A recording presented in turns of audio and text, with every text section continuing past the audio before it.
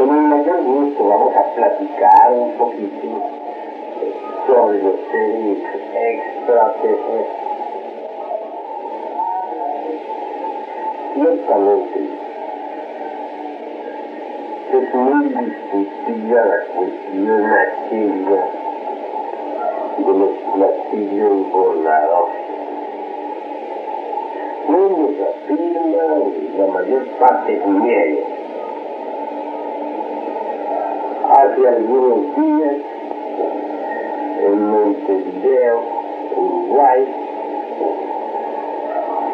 una nave cósmica se manifestó a través de la misma televisión.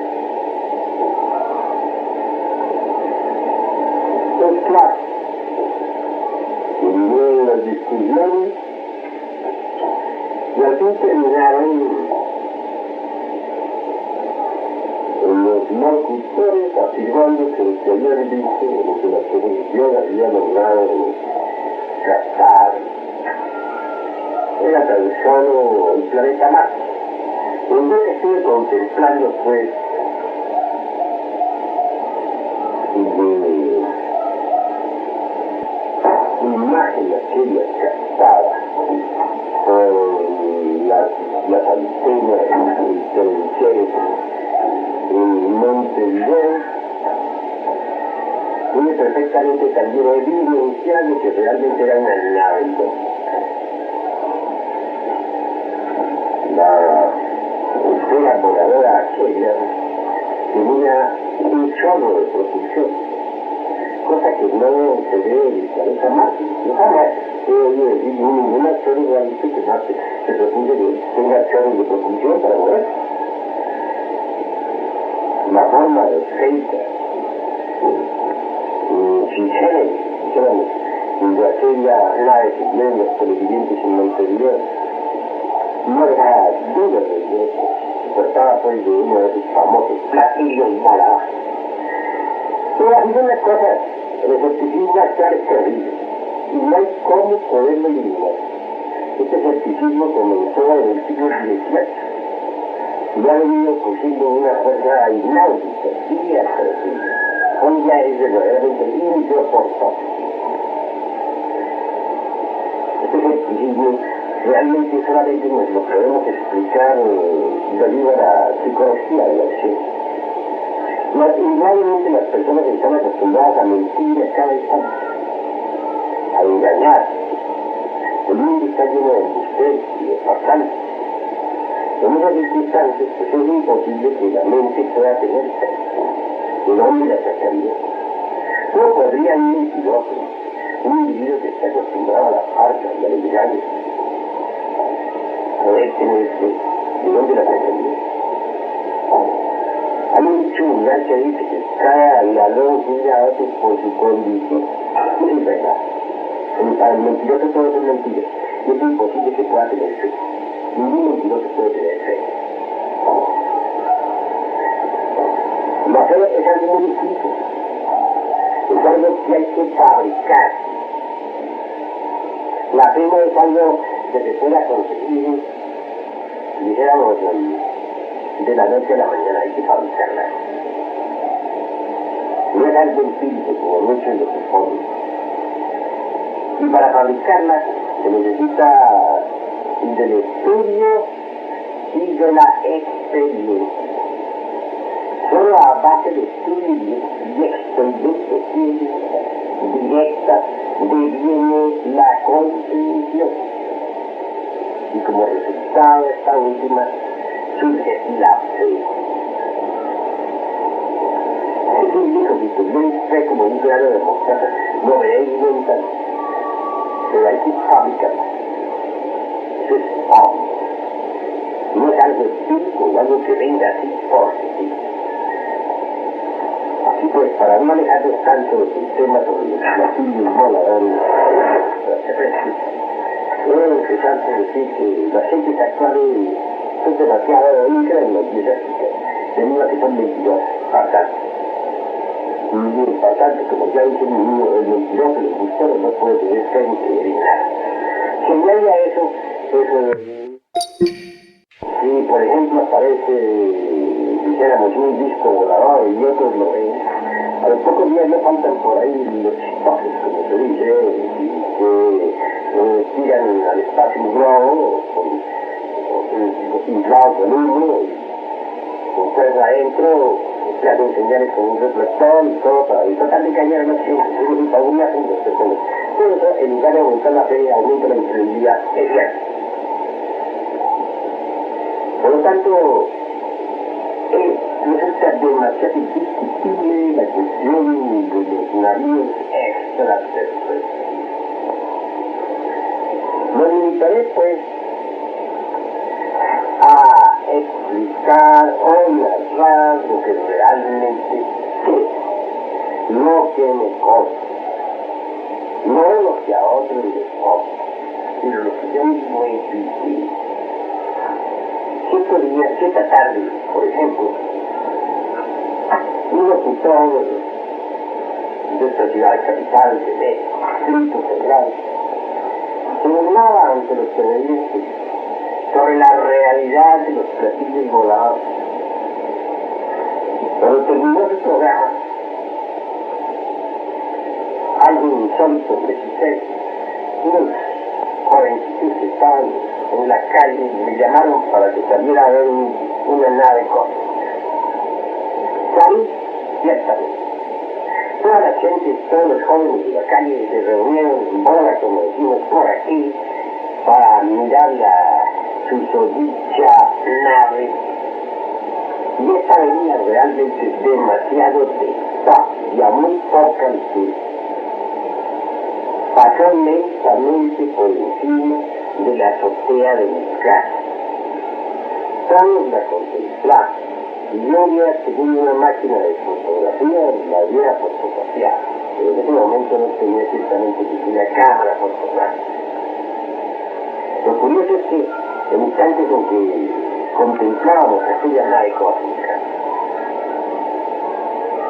la mayor parte de la gente se burlaban del locutor y de la televisión.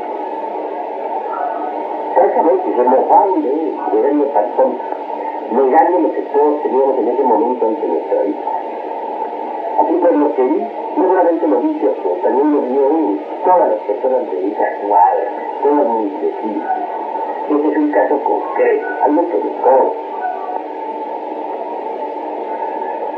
Otro día, pues, estábamos tomando un café con el maestro Garga Cuchillo en la Torre Latina.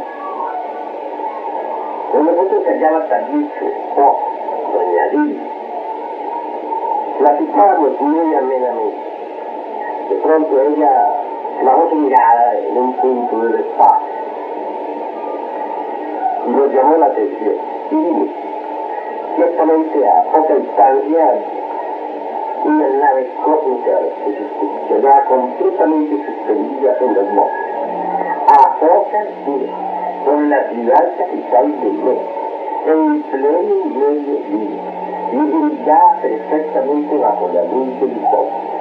Nos asombramos de verla totalmente, como diría, clavado en el aire, absolutamente quieta. Pero se fue alejando lentamente. Pudimos observarla plena luz. Hoy se perdió en el infinito.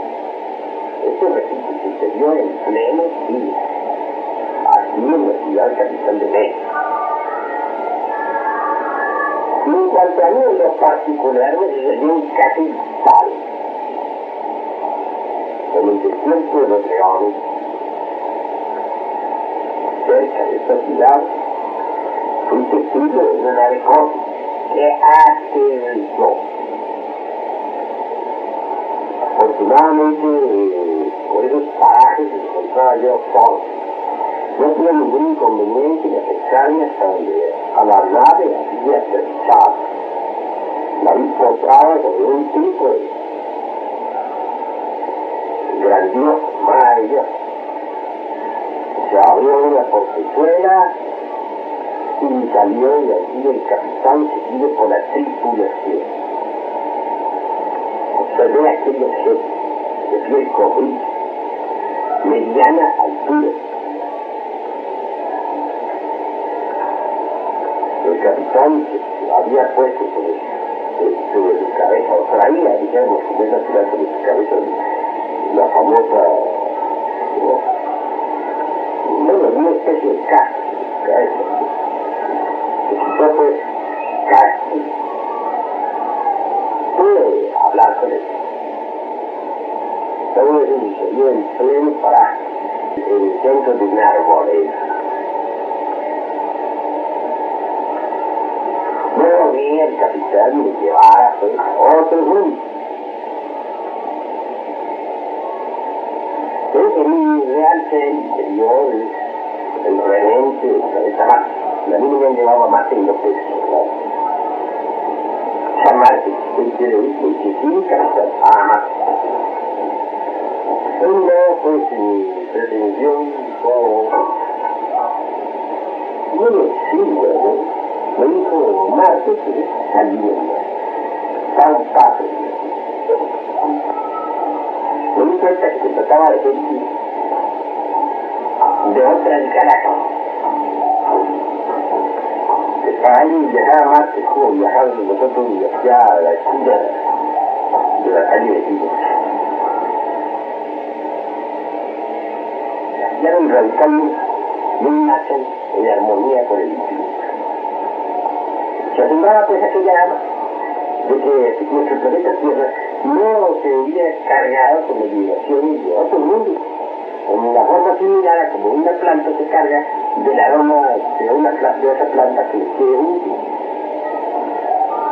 Y en esto tenía razón la ama. Y al preguntarle a ella, ¿por qué no sucede lo mismo aquí en el planeta Tierra? Uno le inicia a responderle. Esto es una equivocación de los dioses. Pero luego reflexionando un poco más feliz, se debe esto al karma de los mundos. Ella asintió.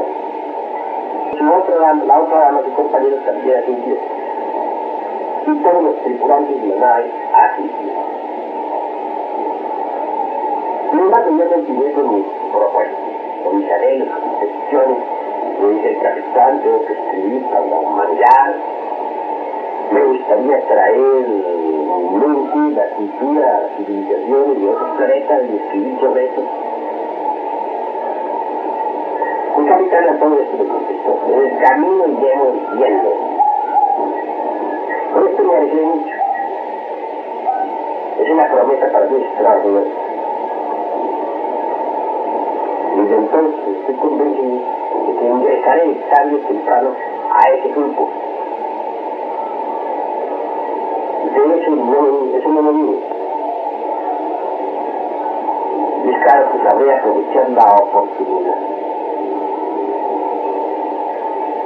En un futuro habremos de traer aquí al planeta Tierra elementos minerales, vegetales y hasta principios orgánicos o criaturas vivas de otros mundos habitados. Minerales omnipotentes sobre las culturas o civilizaciones de otros planetas. Con eso haremos que las mentalidades humanas se dirijan hacia el cosmos. Claro que al proceder así atraerán las poderosas energías de todo el megalocosmos infinito, mediante las cuales será posible que la Tierra se cargue con esas vibraciones. De esta forma ayudaremos a este planeta y a esta humanidad. Así pues, para unos las naves cósmicas pueden ser una teoría más o menos aceptada. Para otros puede ser un hipótesis. Para otros un motivo de risa, una carcajada o un sarcasmo, nada más. Pero para mí, en la serie, para mí que he podido platicar con habitantes de otros mundos, los extraterrestres son un hecho. Aquella plática que tuve con aquellas gentes intergalácticas, pues estuvieron muy amados, subieron a un navío, me retiré a cierta distancia para evitar que las radiaciones que pudieran causar el daño, llamar el exterior del suelo, a gran velocidad, se perdió en el infinito.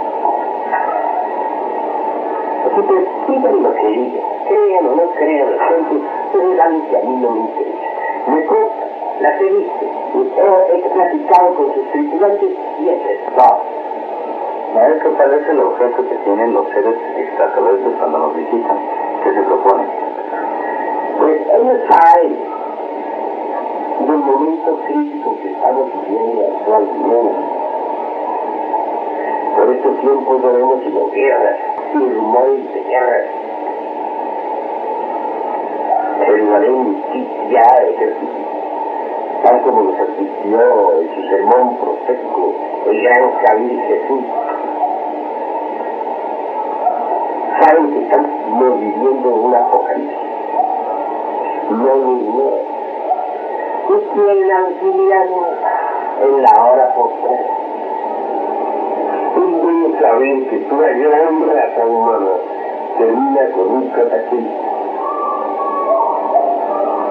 La primera raza que hubo en el mundo, pues no terminó con un cataclismo debido a que corresponde a la isla sagrada. Fue la primera que apareció en este globo, la última que dejará de existir, porque haya cubierto tal continente con el hielo espeso del polo. Pero el segundo continente intermedio, así por grandes cataclismos, fue abrazado por fuertes huracanes. La tercera gran raza que fue la menor terminó con cataclismos. Son de línea de fuego, como dijeron los aztecas, y fuertes terremotos, esos volcanes en erupción y movimientos sísmicos. La cuarta raza, la Atlante, terminó catastróficamente. Ya sabemos que la Atlántida se hundió en el fondo del océano que lleva su nombre, con todos los millones de habitantes que la poblaran. Nuestra raza actual, la quinta, la raza árida, no es una excepción ni tiene corona. Incuestionablemente terminará, como dicen los aztecas, con el fuego y los terremotos. La tierra actualmente está convulsionada. Aquí cerca, por aquí cerca, de colinas, pasa la famosa grieta que tiene en peligro a la California entera. Una grieta submarina, una falla submarina que amenaza a la California. Y hay días de California habrá de ser tragada por el océano Pacífico. Esto ya es algo lindo, no es algo extraño, ya es conocido. Y todo el fondo del Atlántico y del Pacífico está lleno de tremendas grietas. Las del Pacífico son las más profundas. Hay algunas que ya ponen en contacto el agua con el fuego líquido que existe en el interior de la Tierra. Los resultados es que se están formando presiones y vapores que aumentan de instante en instante, de momento en momento. Cuando tales presiones y vapores se vayan intensificando, los terremotos se irán haciendo más frecuentes, más intensos. Si pues no es que extrañar que pronto comencemos a ver movimientos mayores de tierra en el fondo de los océanos. Las grandes ciudades del mundo caerán como castillos de naipes hechas de polvo. No habrá remedio. Aquí en nuestro país, México, estamos viendo cómo aparecen todos los días nuevos y nuevos volcanes. Así pues, se acercan momentos que serán los finales para la esta gran raza humana perecerá por el fuego. Y los perros no. Esto ha sido obviamente anunciado por los grandes sabios del México antiguo y sus profecías se cumplirán al pie de la letra. Por otra parte, la humanidad ha llegado a un grado de perversidad espantosa, terrible. El mal del mundo es tan grave que ya llegó hasta el cielo. En tales condiciones no es posible que esta raza humana pueda continuar viviendo. Obviamente tiene que ser destruida. Pero ahora lo único que podemos asegurar es que se están procesando una serie de tragedias terribles, guerras y rumores de guerras, epidemias, enfermedades desconocidas, crímenes morteros para los cuales todavía no existe legislación, que no se hayan todavía estipulados en los códigos penales debido a su misma monstruosidad. Y aún más que no existen ni siquiera formas de castigo que puedan verdaderamente llenar las necesidades para castigar tales crímenes. Porque las formas de castigo que existen actualmente resultan pequeñísimas ante ciertas monstruosidades. El mundo pues anda por el camino del desastre. Una humanidad que no tiene ya amor, terriblemente perverso. El resultado tiene que ser la catástrofe. Esto lo saben los extraterrestres. Tratan de olvidarlo. Quieren servirlo. Quieren ponerlo en contacto con la humanidad. Quieren hacer escuchar sus palabras. Pero cuando lo intentan, son rechazados a balazos o perseguidos con aviones de escape. Pero les reciben con cañonazos. No hay amor de parte de la humanidad. El odio por todas partes es terrible. Quisieran aprenderlos. Quisieran tenerlos entre sus manos para mover los pedazos en los laboratorios, para saber de qué están hechos, confiscar sus naves, quitarlas para armarlas con bombas atómicas o para invadir otros mundos habitados. Es una humanidad que no quiere ser monstruosa en un cierto por ciento. Ellos lo saben, tienen servicios, pero ahí está la humanidad. Sin embargo, la realidad es que algunos de ellos viven en el planeta Tierra.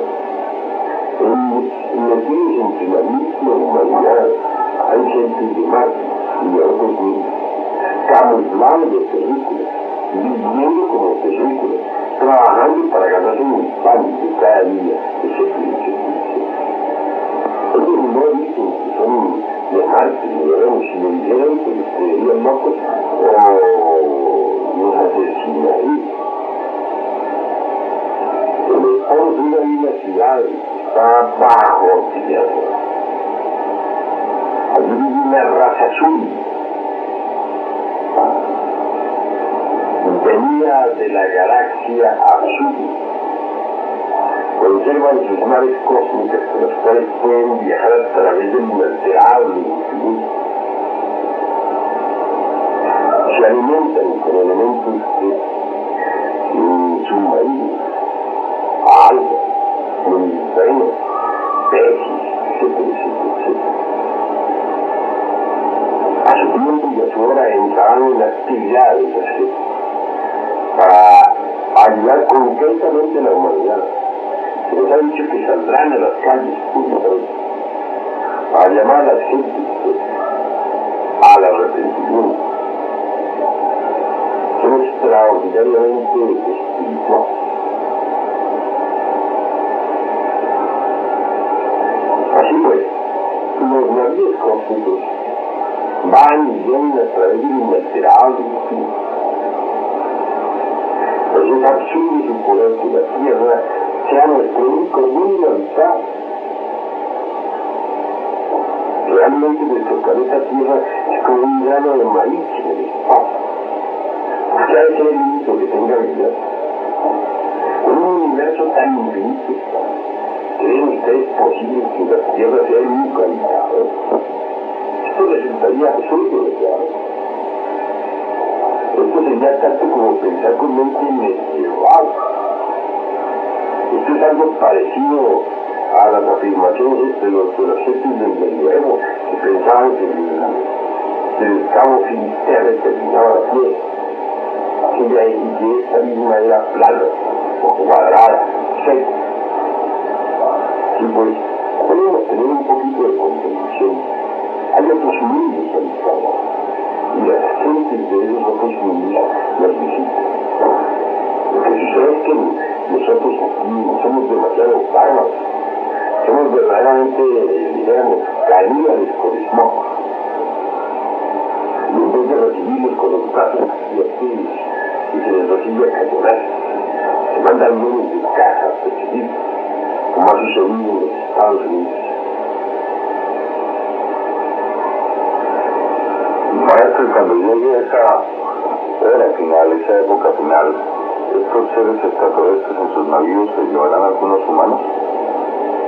Es cierto, ellos en el momento preciso, en el momento indicado, llevarán de la Tierra lo mejor, lo más selecto, salvarán a los que verdaderamente vale la pena salvar.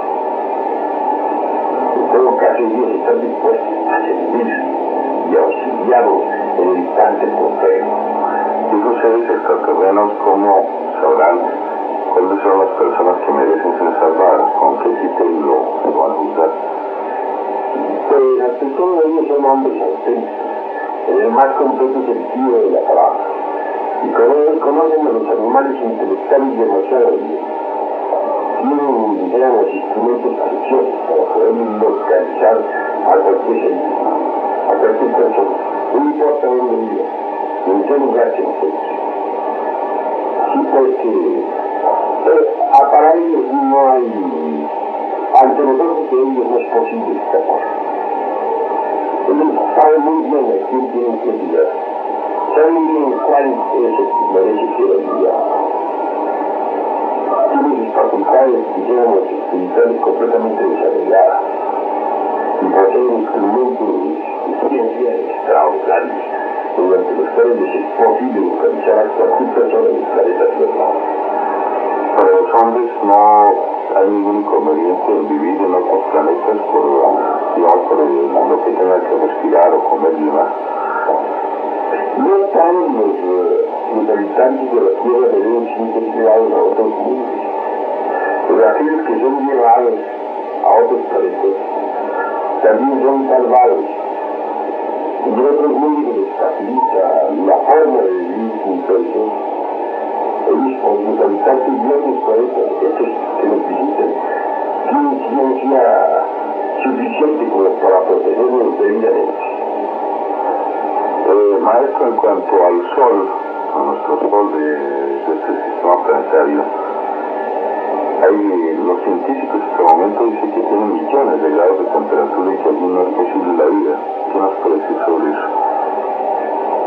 Los científicos piensan que el Sol es una bola de fuego. Hay otros que piensan que es una nube de helio. Todo eso es absurdo en un 100%. La cruda realidad de los hechos es que el Sol es un mundo gigantesco, que tiene rica vida mineral, vegetal, animal y humana.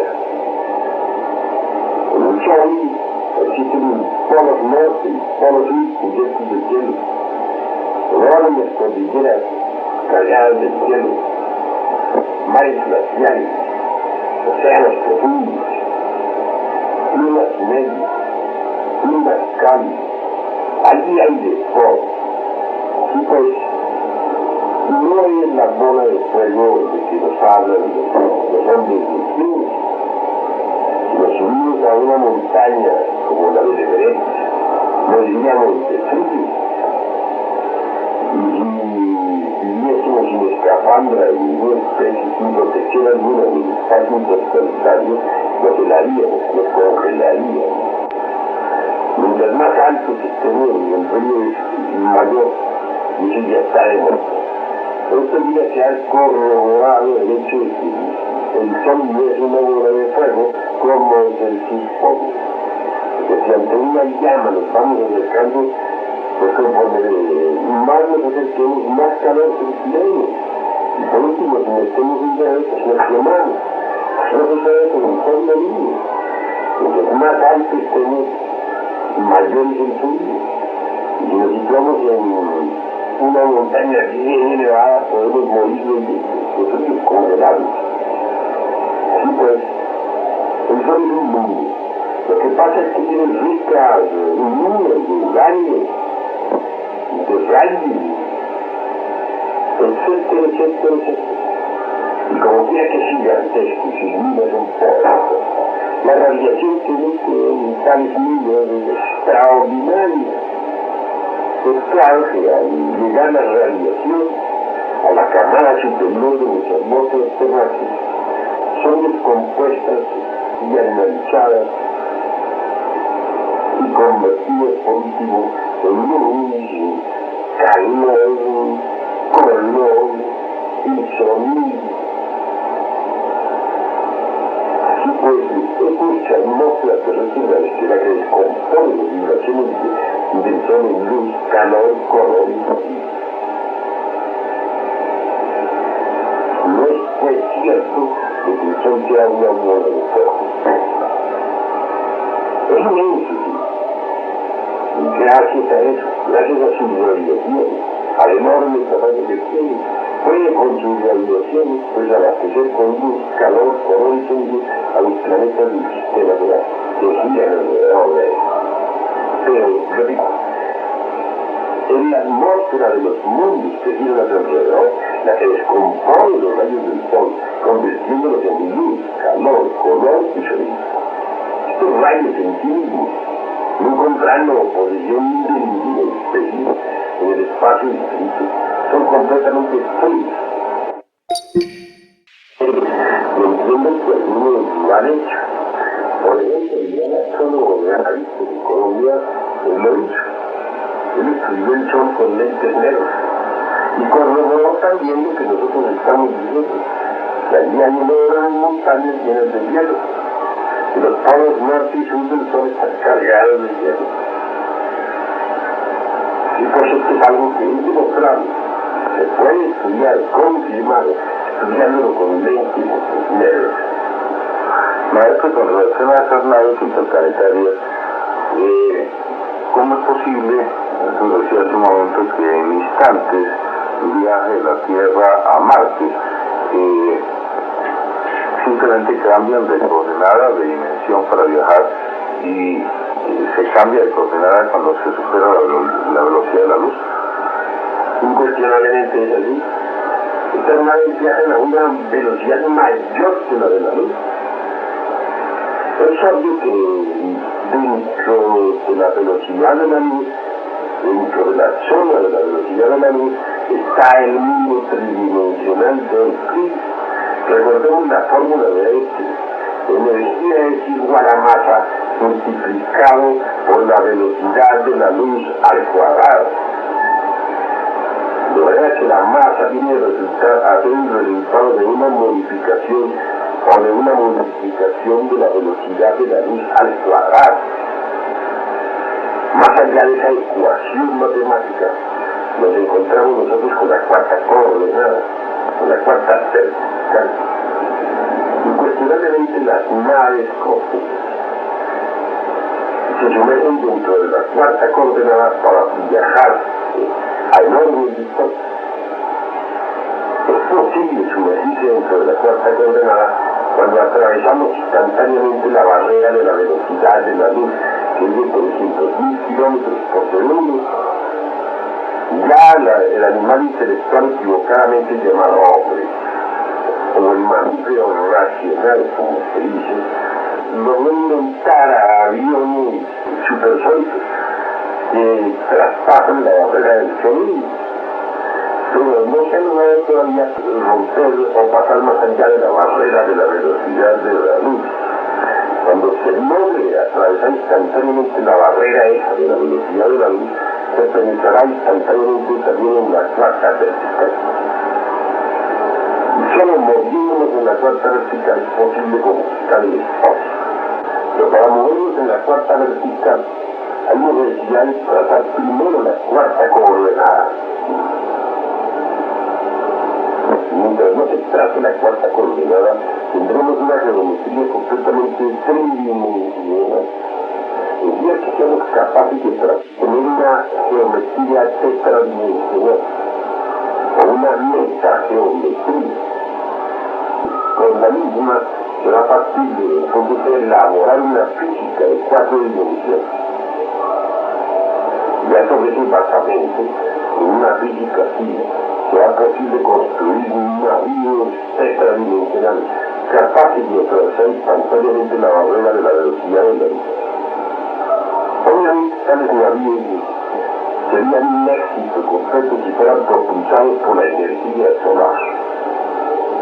No creo jamás que el combustible líquido se pueda conquistar en el espacio infinito, porque se necesitarían gigantescos cohetes con sentido de combustible para poder viajar siquiera a un año de luz.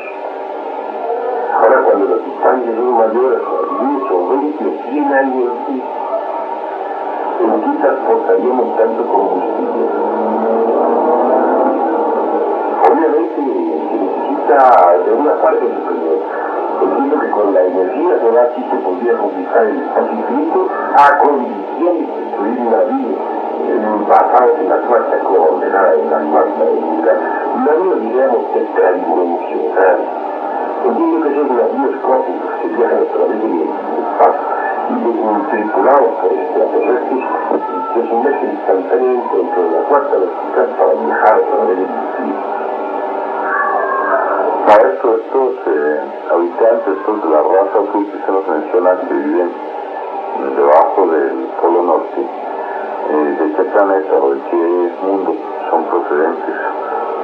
Ya dice que son procedentes de la galaxia azul, y que ellos mismos tienen la piel de mundo bellísimo, color azul. Son gentes de una altísima espiritualidad y de gran ciencia. Tienen que cumplir una linda misión en lo futuro, antes del gran cataclismo, para el gran contrapaz en las calles, predicando a los gentes, enseñando a los gentes, llamando a todos a los arrepentimientos. La humanidad, ¿cómo piensa usted que puede reaccionar, siendo que parece que entonces también intentarán meterlos en los laboratorios y sacarles la sangre y destruirlos para ver cómo están conformados? Es posible que ellos no pasan mejor, porque ya vimos nosotros el caso de un hombre de ellos de color azul que estuvo viviendo en Buenos Aires. Aquí un artista mía que lo conoció personalmente me informó lo encontró en un restaurante. Lo disfruté en Buenos Aires. Un hombre bien azul. ¿Y la gente lo tomaba como una cosa normal o...? Absolutamente normal.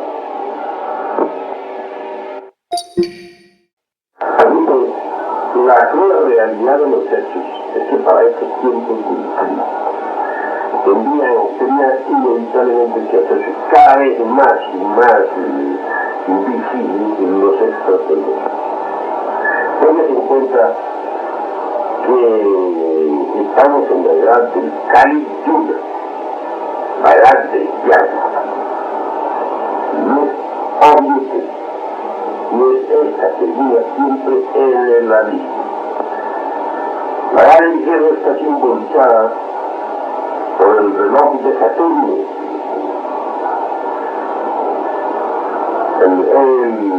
No hay esta consistencia. El reloj no anda, como diciendo de los tiempos del fin han llegado. A un lado del reloj aparece el espectro de la muerte con su guadaña. Es hora de llegar en vivo.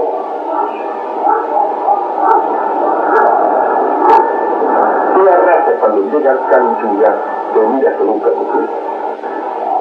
Pensemos por un momento en los menús. Este gran continente existió en el Océano Pacífico. Fue esencialmente volcánico. Y al pico cabe pereció por el fuego y por los montes. Una civilización pobre. Su año oro fue precioso.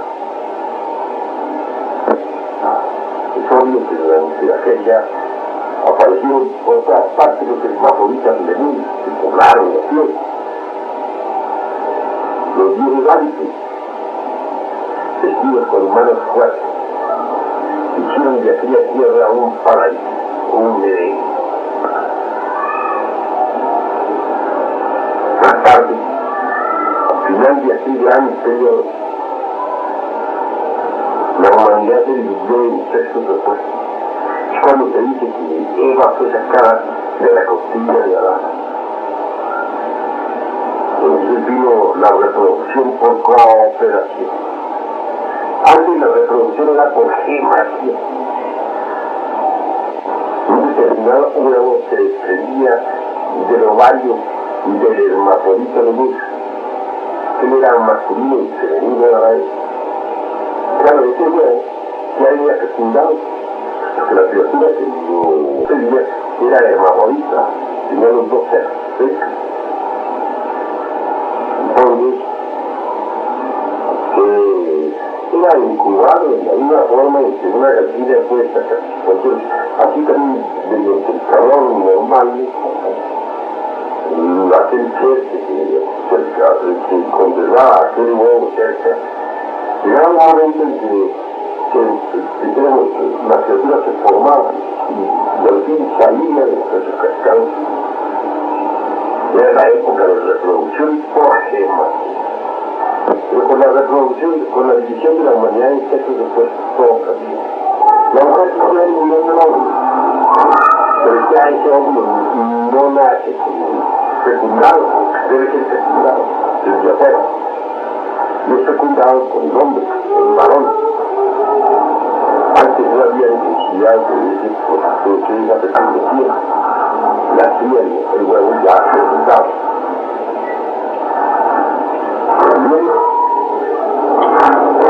la humanidad abusó del sexo. En principio respetó lo respetó, después lo profanó y cayó en la degeneración.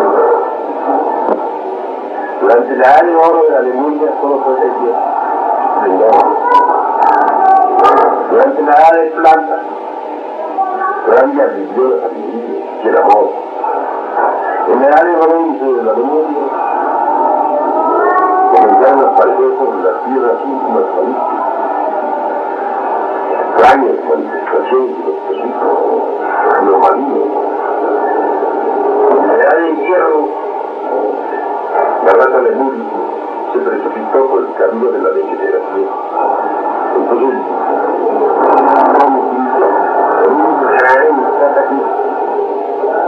precedido de muchos cataclismos, y fue como la Lemuria desapareció para siempre.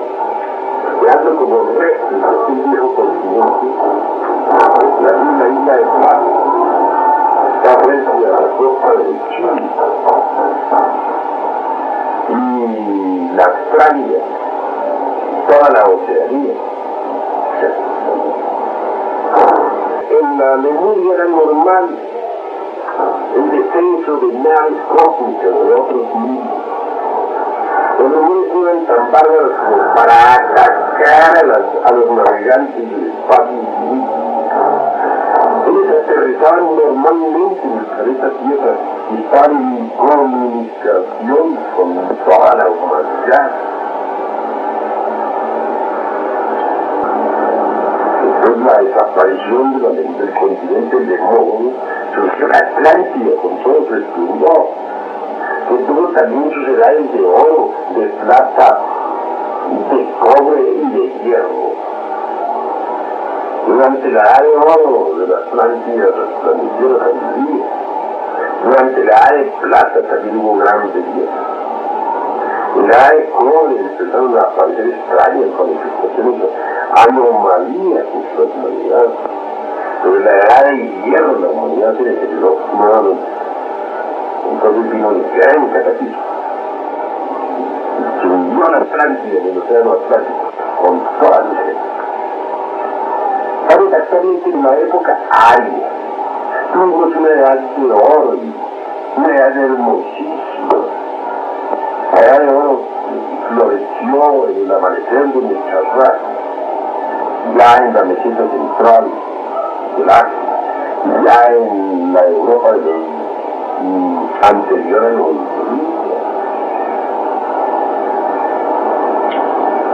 En esa Europa, digamos, antigua. Luego vino la era. Luego vino la era de cobre. Y después la de hierro. Si queremos completar esto mejor, vamos a estudiar de una forma más específica. La de oro propiamente. La de oro propiamente aparece todo su esplendor y belleza en la meseta central del Asia, como la primera subraza de nuestra gran raza aria. La de oro, la de plata la vemos perfectamente manifiesta en el sur del Asia, en la época previa.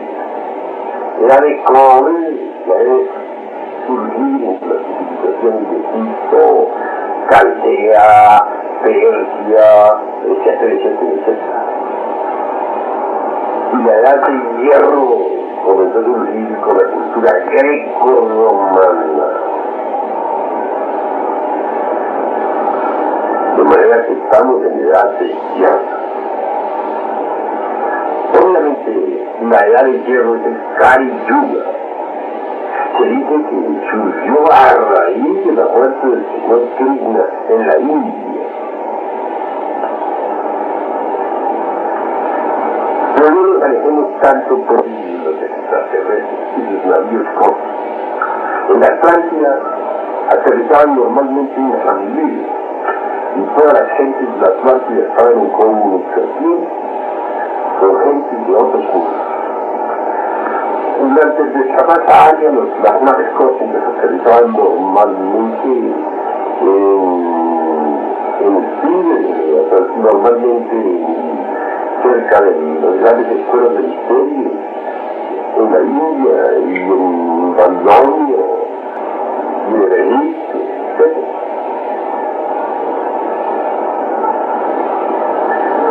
Han pasado los tiempos. Nos encontramos en pleno Kali Yuga. Ya vimos que la edad del hierro de cualquier raza termina con un cataclismo. Ya lo vimos en los Lemurios, ya lo vimos en los Atlantes. Nosotros no somos una excepción. Nuestra raza está en víspera de un gigantesco cataclismo. Será destruida esta raza humana. ¿Cómo fue destruida la Atlántida? ¿Cómo fue destruida la Lemuria? Lo saben los extraterrestres. Y ellos se probaron a pillar. Visitan de su mundo. Están vigilándoles. Y pues, el hecho mínimo es que ahora se hagan tan manifiestos debe invitarnos a la reflexión. Obviamente nos encontramos en el principio del fin. Estamos viviendo el apocalipsis de San Juan. Hay dos formas de vivir el apocalipsis. La una individual,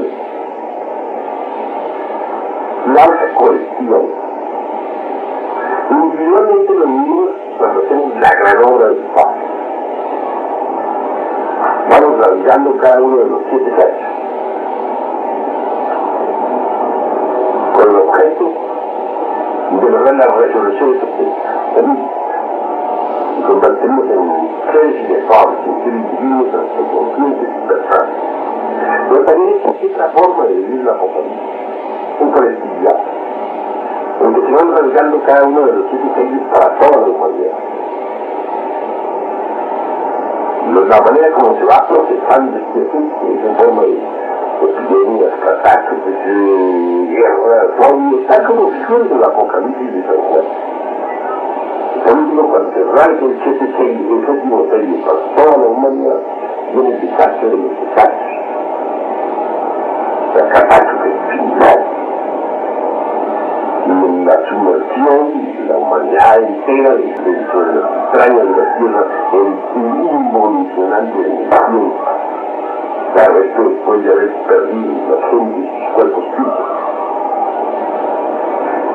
Pero, aunque sea doloroso, es una página del Apocalipsis. Tiene un objetivo. Aunque sea doloroso, todo el proceso apocalíptico de la humanidad tiene un objetivo.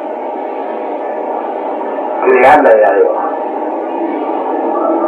Así como, por ejemplo, cuando la vez vive el Apocalipsis del mundo, lo vive con un objetivo. Crear el maestro secreto, nuestro vecino. Lograr la resurrección del maestro secreto de infinito. Convertirse en un buen de paz. Así también, la naturaleza, al hacer vivir todo el Apocalipsis de San Juan de la humanidad, lo hace con un objetivo. Crear una nueva era de oro. No podría crearse una nueva era de oro dentro de la podredumbre, o en la podredumbre. No se podría crear una civilización resplandeciente mientras exista esto, también está podrida.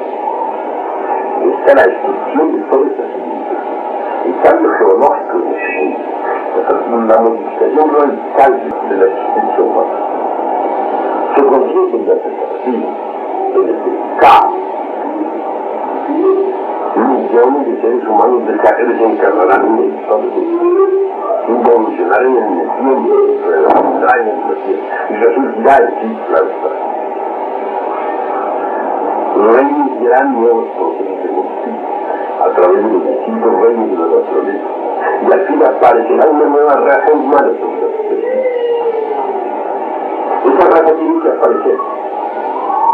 Tengan en cuenta que no toda la totalidad de los seres humanos que puedan vivir será destruida. Un pequeño núcleo desarrollará salvado, y con ese pequeño núcleo iniciará la nueva raza. La sexta, la del futuro, la que vivirá sobre una tierra transformada, aquella que creará una nueva era de oro, una nueva era de espiritualidad y de esplendor. Pero tiene que ser destruida esta raza perfecta. No podría surgir una era de oro entre esta gente perfecta. Esta es la destrucción total de lo que existe actualmente sobre la tierra, porque pueda crearse una nueva civilización, una nueva cultura. A eso vienen precisamente los historiadores.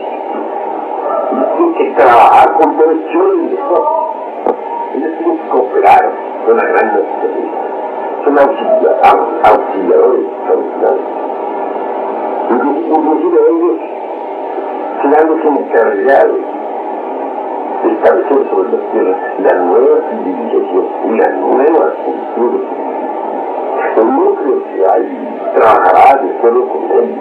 El que sea salvado trabajará de acuerdo con él. Y la nueva civilización corresponde a la nueva Jerusalén, desde que estamos San Juan en el Apocalipsis. Hoy lo mismo nos dice que la tierra y todo lo que hay, lo que en ella existe será quemado, y que los eventos ardiendo serán desechos. Así pues, la tierra y todas las obras que en ella hay serán quemadas, dice Pedro en la Apóstol, en su epístola segunda de los Romanos, y que arrastre los pueblos, y que habrá en tierra fuego. Y pues sobre una tierra transformada aparecerá una nueva humanidad, una edad de oro. Pero esa edad que tenemos aquí, ¿cuál duda va a ser contemplativa? Hay muchas señales que así lo indican.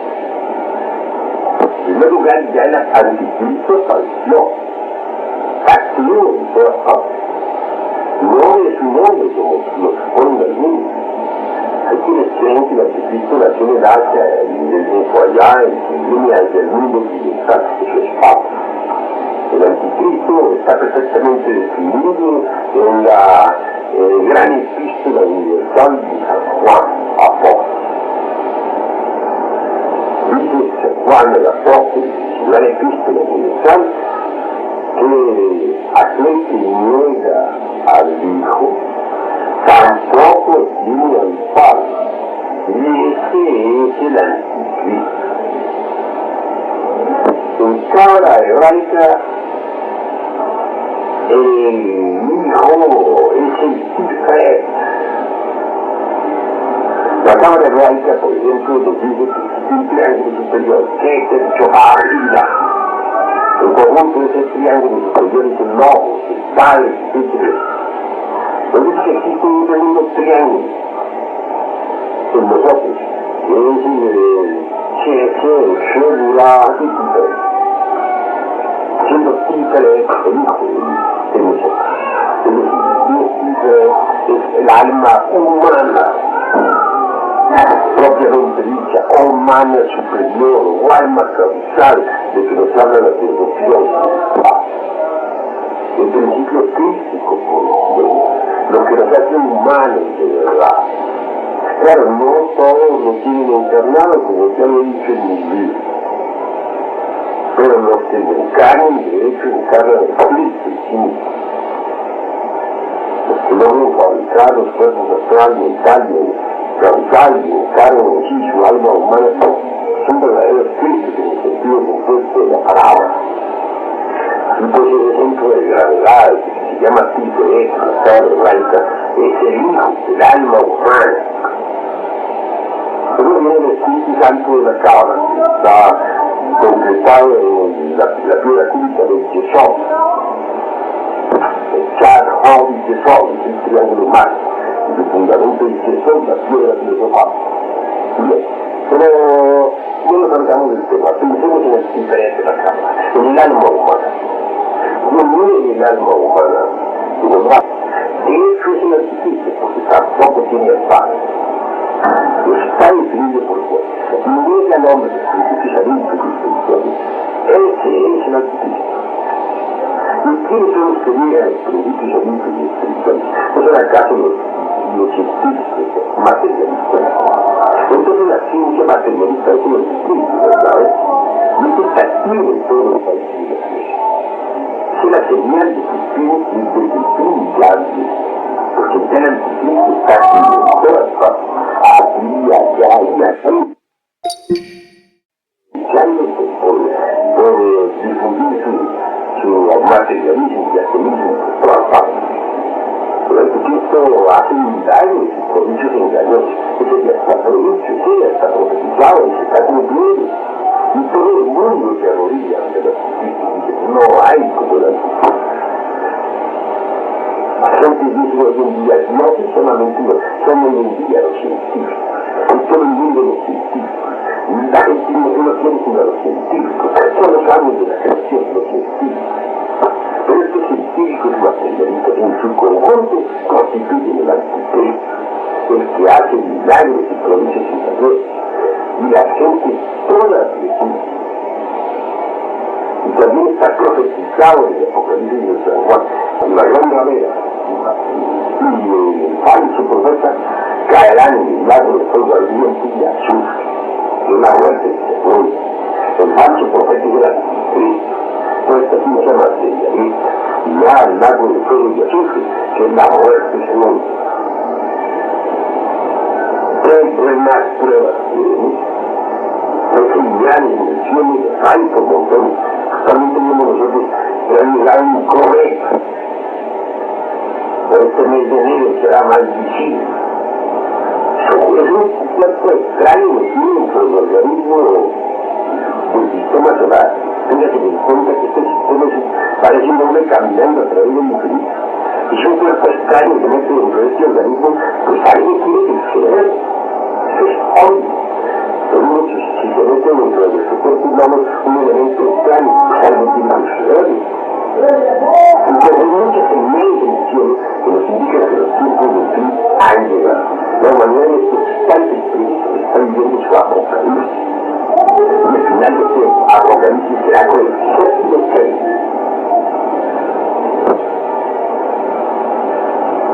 Maestro, ¿qué otras señales apocalípticas tenemos en este momento que nos garanticen que el fin está cercano? Si concretamos bien, vemos lo siguiente: guerras y rumores de guerra,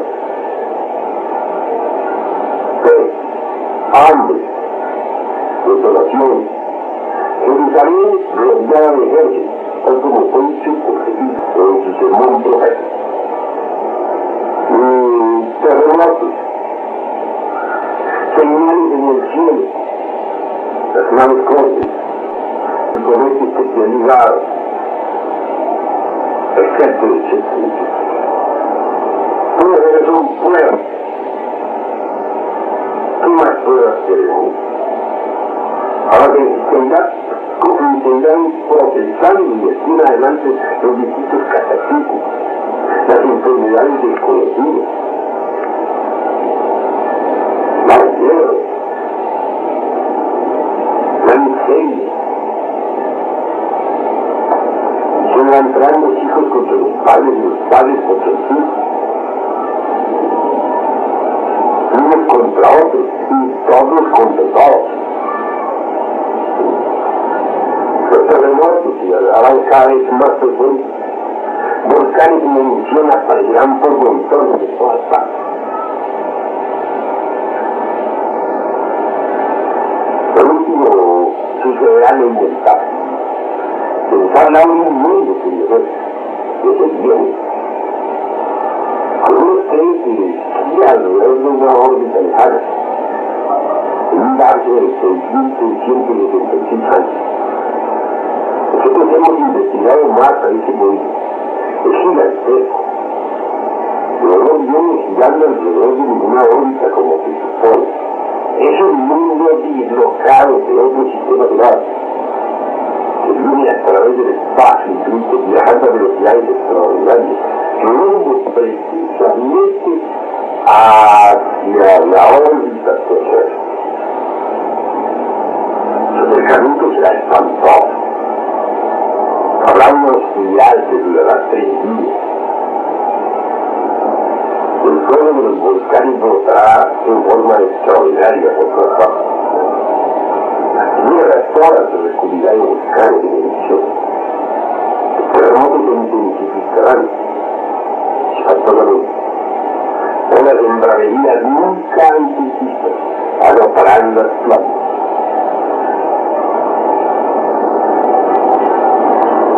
Vendrán como locas por las calles. Hospitalizar agotados y no habrá remedio. Por último, habrá una colisión de mundos. La masa es ahora gigantesca. Obviamente atraerá hacia sí al planeta Tierra.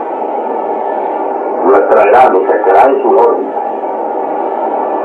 Y los dos masas harán colisión. Pero antes de eso, el fuego habrá consumido la totalidad de la tierra. Y utilizará un fuego que nadie podrá apagar. Se quemará las motas. Los ríos se saldrán de sus lechos. Los mares también. No para contar la historia. El pequeño grupo que será salvado secretamente será llevado también a un lugar secreto. Pero eso pertenece ya a los misterios. Por eso estamos formando nosotros el ejército de salvación mundial. Vamos a ver quiénes son los que van a querer marchar con nosotros para la iniciación de la nueva era del actual. Hay quienes dicen que esta nueva era será de paz, de armonía, de belleza, porque está gobernada nada menos que por Acuario, el signo de la fraternidad y del amor y de la ciencia y del saber. Sí, pero no se dan cuenta que Acuario a su vez es la casa de Urano. Y Urano es un planeta revolucionario, explosivo, en un 100%. Traerá acontecimientos insólitos, insospechados. Como ven que frente a la constelación de Acuario está Leo, león de la ley. Dice, frente a Acuario está Leo, así dice el show. Leo gobierna nuestro corazón. Eso es que habrá nobleza, que desaparecerán las fronteras, que la tierra será un paraíso, etcétera, etcétera. Pobres astrólogos, no quieren darse en cuenta de que Leo significa nada menos que al león de la ley. Es el león de la ley quien sale al encuentro de la humanidad de Acuario. Es el león de la ley el que va a hacer llover fuego sobre la tierra. Es el león de la ley el que va a castigar la gran ramera, cuyo número es 666. Eso no se dan cuenta los astrólogos modernos. No se dan cuenta que el león es un signo de fuego. Por algo hemos puesto nosotros en el escudo de nuestro movimiento gnóstico al león, con las 5 estrellas, que simbolizan la quinta raza. Claro, el león de la ley que les haya el encuentro a la humanidad de la quinta raza. Así se cumplirá lo que está escrito por los aztecas, cuando afirmaron un poco enfática que los hijos del quinto sol serían destruidos por el fuego y los terremotos. Ya viene el Leo precisamente a hacer cumplir esa profecía en toda su rigurosa exactitud.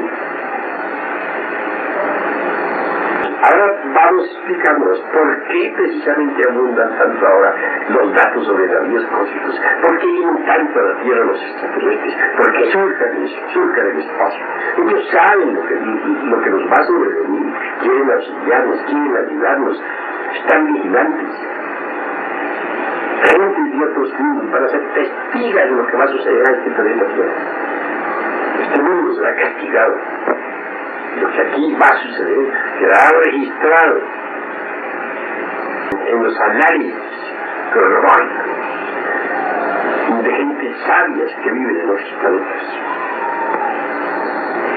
Así como esas humanidades sabias conservarán en sus crónicas, en su historia, los recuerdos de este planeta, un mundo que fue castigado por su perversidad. Estoy hablando para gente escéptica, porque por este tiempo no es posible que mis palabras puedan ser muy bien escuchadas. Estoy convencido de que las gentes de ahora no tienen fe, porque son mentirosas. Gentes que no tienen, que están acostumbradas a mentir de instante a instante, de momento en momento, que son embusteras, farsantes. No puede ser que tengan fe, no es posible que tengan fe. Por lo tanto, al hablarles yo así, me parece imposible que acepten lo que les estoy diciendo. No me cumplo con decirlo. Y ahí queda grabado en esa cita, para que los que escuchen sepan lo que nos dice la humanidad terrestre. Cuando ese círculo de privilegiados vayan a vivir a otros mundos, a otros planetas, ¿seguirán una vida igual en cuanto al tiempo o seguirán el curso normal de todo ser humano, de que nace, crece, se reproduce y muere? ¿Cómo se explica esto? Las gentes que van a ser salvadas secretamente tendrán un lugar donde vivirán también secretamente. Y aquellos que sean llevados a otros mundos no podrán ser naturalmente llevados a mundos contrarios a sus organismos, sino mundos similares, donde están regidos por el mismo número de leyes. No puedo decir que las gentes que sean salvadas no dejen de cruzarse con gentes de otro mundo, se cruzarán, pero el resultado, el producto de esos cruces será precisamente el que viene a poblar la tierra o a repoblarla cuando ya haya pasado este caos que se avecina. Es obvio que ahora la tierra va a entrar en un caos que durará millones de años. Y esta civilización perversa no quedará piedra sobre piedra. La raza aria desaparecerá como desapareció la raza atlántica, como desapareció la memoria en todos los habitantes. Esta no es la primera raza que va a desaparecer ni es tampoco la última. Esto es normal en el curso de la historia de los mundos.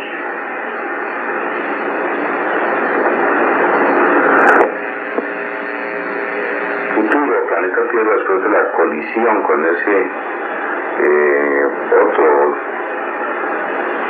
universo, sino ese otro planeta que se va a estrellar contra nosotros, de la fusión de esos dos va a resultar la nueva Tierra. Sí, una Tierra transformada del mañana, una Tierra cambiada, donde habrán cielos nuevos, mares nuevos, porque como dijo el apóstol Pedro, el mar que se fue ya no es, todo será distinto. habitado por la sexta raza. Por las sextas razas raíces, que vivirá en ese planeta, transformado. Textos que nosotros estudiamos de niños, la definición de fe era creer en lo que no vemos porque Dios nos lo ha revelado. ¿Ese mismo concepto de fe prevalece? Si nosotros vamos al grano, los gnósticos no podemos quedarnos en meras teorías o en simples suposiciones. La fe no es algo, dijéramos, de tipo del azar o cosas por el estilo. No. La fe hay que fabricarla. Hay que crearla. Y no es posible fabricarla sino exclusivamente a base de estudio y experiencia. Es obvio que a base de estudio y experiencia, como resultado aparece la comprensión, y de esa comprensión a su vez surge la fe. Pero es algo que hay que ir fabricando lentamente, porque alguien puede haber adquirido fe en un punto y en otro punto no. Entonces cada punto debe ser debidamente estudiado, comprendido y experimentado antes de adquirir fe. Así la fe se va aumentando por grados, se va adquiriendo en forma graduativa, analiza, es un proceso, no se consigue a base de empirismo, ni de afirmaciones o de negaciones absurdas. Hay que elaborarlo, hay que trabajarlo. Hay puntos en cosmogonía donde la gente no tendría fe, y hay puntos, por ejemplo, sobre la ley del karma donde la gente podría tener fe, y otra persona podría tener fe, por ejemplo, en cuestiones antropológicas y no tenerla en otros aspectos. Así pues, se necesita forzosamente ir creándola de forma práctica y directa. Es un proceso, digamos, de creación ordenado. En fin, cuando se tenga una fe poderosa, se logra hacer maravilla. No es la fe algo empírico, no es algo que tiene así porque sí, de la noche a la mañana, no, es algo que hay que fabricar. Eso es todo. Entonces más bien el concepto de fe es como cuando una persona dice de eso doy fe, es decir, que tiene absoluto conocimiento de lo que afirma. Sí, obviamente, si uno tiene fe en algo puede afirmar con plena certeza, pero si uno no tiene la fe suficiente no podría afirmar con plena certeza. Para poder tener la fe se necesita fabricarla. La fe entonces es un producto del conocimiento y la comprensión. Conocimiento y experiencia. Y como resultado del estudio y de la experiencia aparece la comprensión. Y por último, como producto de la misma comprensión resulta la fe. La humanidad ha recibido las enseñanzas más importantes en forma velada. Bueno, en tiempos antiguos, las enseñanzas se entregaban únicamente dentro del sigilo de los templos. Y cuando se escribían, se hacía en forma de jeroglíficos. Hoy los tiempos han cambiado. Ya no se nos puede, dijéramos, decir que no se están publicando. Hemos escrito libros, nos estamos tirando a las calles. Se está gastando mucho dinero en propaganda y se gastará mucho más en el futuro. Nosotros nos proponemos hoy en día entregar el conocimiento develado a toda la especie humana y difundir por la redondez de la tierra. Porque está escrito que antes del cataclismo final sería difundido este evangelio. Todavía no se ha difundido totalmente. Nosotros no difundimos. quienes creen que el Evangelio de Cristo ya se publicó en todos los países de la tierra están equivocados. Porque los 4 evangelios están escritos en clave. Son 4 textos de alquimia y de cábala. No se podrían entender si no se sabe alquimia y cábala. Así pues no se han develado. Y no habiéndose develado, nadie los conoce. No conociéndose, tampoco han sido divulgados. Es que necesitamos develarlos y publicarlos y hacerlos llegar a todos los países de la tierra. Cuando ya lo hayamos logrado, vendrá el fin, vendrá el acontecimiento final, que será de la noche a la mañana, cuando menos se piense. Será por el fuego, y ese fuego no lo podrá pagar nadie. ¿Entendido? Y estos evangelios sí serán conocidos por toda la humanidad. Escrito está que nuestro evangelio será conocido en todas partes. Nosotros desentrañaremos la doctrina secreta de los evangelios, los develaremos para hacer conocer sus verdades en todos los países de la tierra. Cuando ya lo hayamos logrado, vendrá el cataclismo final. Y la humanidad lógicamente no aceptará esos evangelios. La humanidad está convencida de que los evangelios ya fueron divulgados, pero no es cierto. No se han divulgado, porque están claros. Cuando se hayan develado y propagado por toda la paz de la tierra, entonces sí se podrá decir que se han divulgado. Antes no. ¿Se puede considerar que los únicos evangelios son los de Jesucristo, Jesús de Nazaret? Bueno, es que la doctrina de Jesús, el Cristo, sus 4 evangelios abarca a todas las doctrinas del mundo. Porque los evangelios del Cristo Jesús están también en el evangelio del Señor Krishna, y también están en el evangelio del Señor Buda, y en el evangelio de todos los grandes avataras del mundo. Es la misma doctrina, develando los misterios que hay en los 4 evangelios que han develado los evangelios de todos los otros grandes maestros. Pero no se ha divulgado el evangelio cristiano. No se ha divulgado porque no se ha develado. La gente no conoce sus secretos, sus misterios, su enseñanza, aunque creen que la conocen.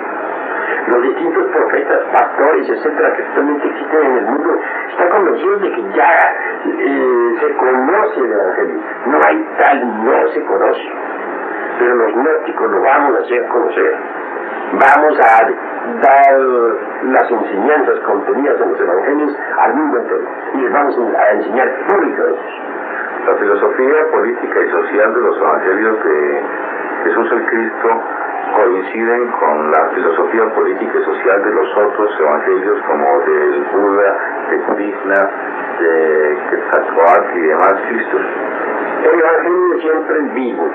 La doctrina esotérica crística no ha cambiado. Permanece la misma para todos los tiempos y todas las edades. Es la palabra del Logos. Y ella es lo que siempre ha sido y lo que siempre será. Corresponderá al movimiento gnóstico cristiano universal antes del cataclismo final. El movimiento gnóstico es el ejército de salvación mundial. Es el que tendrá que servir de núcleo para la iniciación de la edad de oro. Será el pueblo que será salvado secretamente. Nos tocará guiar a ese pueblo hacia ciertos lugares seguros. Habrá un éxodo y éxodos, como en los tiempos antiguos de la Biblia. Vamos a ver quiénes son los que logran permanecer firmes. Esos serán los que vienen a servir para el núcleo de la nueva edad de oro. Y repito, habrán éxodos. El movimiento movimiento gnóstico es el ejército de salvación mundial, el llamado a formar una nueva civilización y una nueva cultura. Vamos a ver quiénes son los electos, quiénes son los que van a permanecer firmes, quiénes son los que van a disolver el yo psicológico, el nihilismo, el cinismo. Eso es lo que vamos a ver. Únicamente a los integrantes del movimiento gnóstico cristiano universal o aquellas otras personas que también, denominándose de otra manera, comulgan con nuestras ideas. No se trata solamente de ideas, sino de obras, porque la fe sin obras es fe muerta. Precisamente dice en Santiago, el patrón de la gran obra, que la fe sin obras es semejante al hombre que se mira en un espejo y luego da la espalda y se va. No basta escuchar las palabras, hay necesidad de hacerlas de nosotros mismos. Muchos podrán escucharlos, pero si no hacen en sí mismos la palabra, nada han hecho. Nos interesan, repito, los hechos, las obras. Queremos a los trabajadores de la gran obra. Esos son los que vienen a formar el núcleo de la nueva edad de oro. ¿Cómo estamos hablando aquí? Ciertamente hay 3 millones de gnósticos en toda América.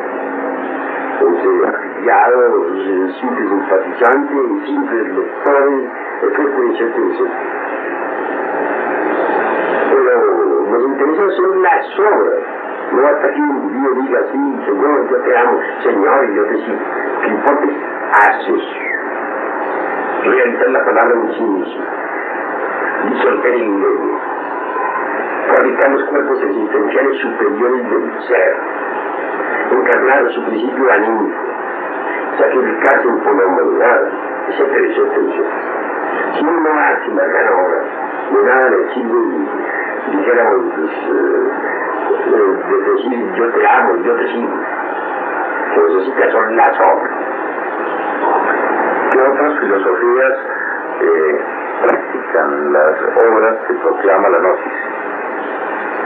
Bueno, naturalmente las escuelas tántricas del mundo oriental, aquellas que preconizan los tantras y la iniciación tántrica, a condición de que disuelvan el ego, pueden naturalmente formar filas con nosotros para crear la nueva civilización y la nueva cultura. El budismo tántrico del Tíbet, los sufis de la religión de Mahoma,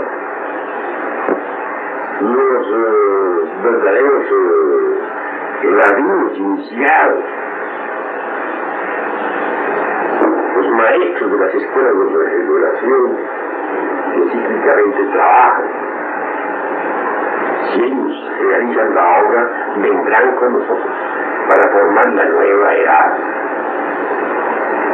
No importa cuáles sean sus denominaciones, trabajan de acuerdo con la gran obra. Si la hacen, vendrán con nosotros. Los fundamentos de cualquier escuela tántrica de regeneración o de un sufismo o del dicho danzantes, etcétera, ha sido, es y serán siempre los 3 factores de la revolución de la conciencia. Quienes trabajen con esos 3 factores formarán el pueblo santo, el pueblo que ha de formar la nueva edad de oro. Quieran que están en la gran obra, ¿cuáles son los requisitos para formar parte de la gran obra? Los requisitos básicos ya los conoces. Una disolución del ego, que vaya a acabar con todos nuestros defectos psicológicos. Que la fabricación de los cuerpos existenciales superiores del ser se realiza, es obvio, mediante la transmutación del hidrógeno sexual sin 12. El sacrificio por la humanidad es amor. levantar la antorcha en alto para iluminar el camino de otros. Con esos tres factores de la revolución de la conciencia podemos trabajar en la gran obra. ¿Cuáles son los caminos para realizar la tercera parte, es decir, el servicio a la humanidad? ¿Cómo se le puede servir a la humanidad? Cada cual sirve de acuerdo con sus aptitudes. El médico podrá servir curando a los enfermos, no solamente a los que tienen dinero, sino a los que no lo tienen, asistiendo no solamente a los ricos, sino a los infelices, sin discriminación ninguna y desinteresadamente. El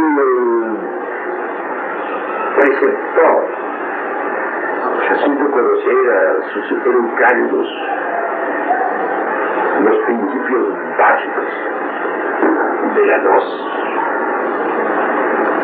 El que trabaja, por ejemplo, en ingeniería, en edificaciones sólidas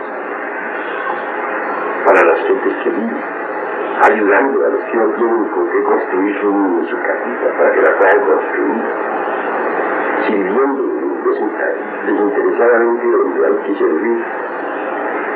En resumen, hacer de cada actividad un apostolado. Cada cual debe hacer de su profesión un apostolado. De esa forma podemos nosotros servir a la humanidad. Ahora, la mejor forma de servir, la más enaltecedora, la más dignificante, está en la difusión de las enseñanzas de Dios, en hacerle conocer a la humanidad estas verdades, en levantar la antorcha bien en alto para iluminar el camino de otros. Eso es lo más grandioso, lo más vivificante y esencialmente edificante. La enseñanza de la gnosis es uno de los escollos más difíciles que tiene la gnosis, por cuanto la gente, con el solo hecho de enunciar los basamentos de esta filosofía revolucionaria, inmediatamente se ponen en defensa o toman como arma el humorismo o de cualquier manera se evaden para tener inclusive mayores informaciones. ¿En qué forma debe trabajar una persona que esté enseñando la gnosis con el objeto de que las enseñanzas puedan escucharse y fructifiquen? Nosotros no solamente catequizar, sino de saber catequizar. Hay que saber enseñar. Para esto tiene uno que comprender el ambiente en que se mueve. Enseñar con exactitud y de acuerdo con la psicología de las gentes que a uno rodean. Así es como se puede elaborar mejor. No está bien dar la enseñanza donde no quieren escuchar la enseñanza. Yo, por ejemplo, tengo un sistema particular para enseñar. Cuando a alguien quiero darle la enseñanza, lo obsequio con un libro. Si ese alguien no hace después ningún comentario sobre el libro, o si se burlare de él, etc., jamás le vuelvo a hablar a esa persona sobre la enseñanza. Pero esa persona lee, escribe el libro, entiende. Si se inquieta por la doctrina en el contenido, entonces continúo dándole la enseñanza. Ese es mi sistema. Así también pueden ustedes proceder. Ahora, conferencias públicas es otra cosa. Yo veo a las gentes en salones para darles las enseñanzas. ¿Por qué tanto podrían ustedes hacer? Es obvio que quien concurre a un salón para escuchar nuestras enseñanzas tiene alguna inquietud. Pero no me presentaría a hablar de las enseñanzas en un salón donde la gente no quisiese la doctrina, porque sería absurdo. Así pues, no basta solamente enseñar, sino saber enseñar. Comprender el ambiente en que nos movemos. Saber difundir la doctrina inteligente. Eso es todo. Otro sistema también sería con el ejemplo de vida, ¿verdad? que muchas personas al ver la actuación de una persona preguntan, inquieren qué filosofía, qué los lleva a actuar de esa manera. Obviamente, todo individuo que está difundiendo una doctrina, pues debe enseñar con su ejemplo también. ¿De qué serviría, por ejemplo, estar hablando de castidad si estamos siendo fornicarios? ¿Cómo nos atreveríamos a hablar con los si estamos borrachos? ¿Cómo preconizaríamos caridad si no somos capaces de darle una limosna a un miserable? Así pues, no solamente la palabra, sino las obras deben servir de base para la existencia. Palabra de Dios. Debemos demostrar con hechos la doctrina que preconizamos. Eso es todo. Los músicos de Colombia les hago llegar mi salud. Espero que todos y cada uno se conviertan en verdaderos propagadores de la enseñanza. Que cada uno traiga gentes y más gentes a nuestro santuario. También anhelo que cada uno disuelva el yo psicológico, que se preocupe más por la muerte del mí mismo, del civismo, que destruya, que aniquile el ego animal. A todos los gnósticos de Colombia, les aconsejo trabajar en la forja de los ciclos, crear los cuerpos existenciales superiores del ser, para encarnar su principio adulto. Nos alegraría mucho, muchísimo, ver más y más hombres sobre la faz de la tierra. Actualmente lo que hay son animales intelectuales. Necesitamos hombres, y esto solamente se pueden crear fabricando los cuerpos existenciales superiores del ser y encarnando el principio. Amén.